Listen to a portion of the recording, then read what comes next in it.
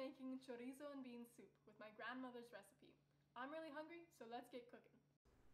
First, gather your ingredients. Tonight we're going to need fresh kale, potatoes, onion, and garlic. Let's start with the potatoes. Wash and peel your potatoes, then finely cube.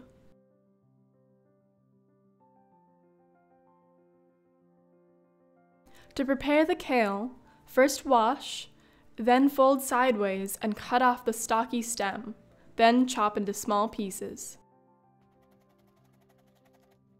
Here I'm using green onion, but you can use any onion you'd like. I particularly like sweet onion.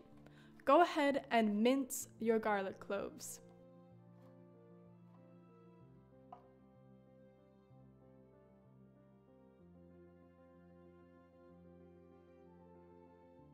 Now that all the veggies are chopped, follow me over to the stove and let's get cooking.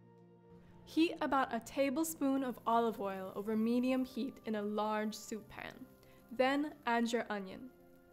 Once the onion has a little bit of color, go ahead and add in your garlic. Finally, time for the broth. Add 6 cups of water.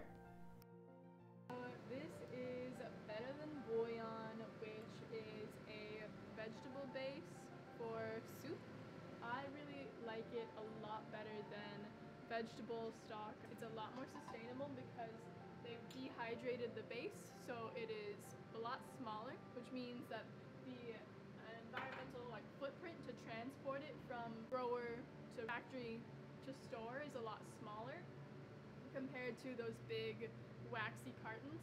It's also packaged in glass, so that way it's much more reusable.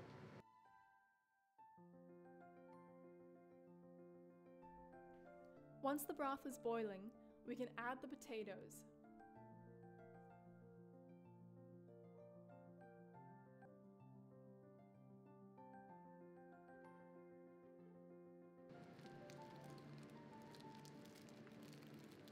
So yeah, obviously this recipe is called chorizo and bean, so we use chorizo instead. I usually use about half of one of the links, so about a quarter of the packet.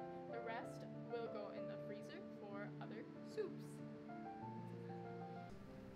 Add 2 bay leaves to the pot, then cover, and simmer potatoes until soft.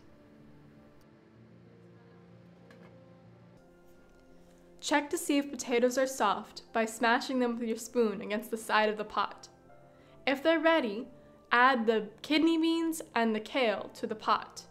Don't worry, the kale will look like a lot, but it will cook down nicely. You'll want to simmer for about 5 minutes. Then, finally, remove your 2 bay leaves and the soup is ready. This recipe has been one of my favorites since I was a kid. It was actually one of the first things I learned how to cook. Well, from my kitchen to yours, I hope you give it a shot. Good night!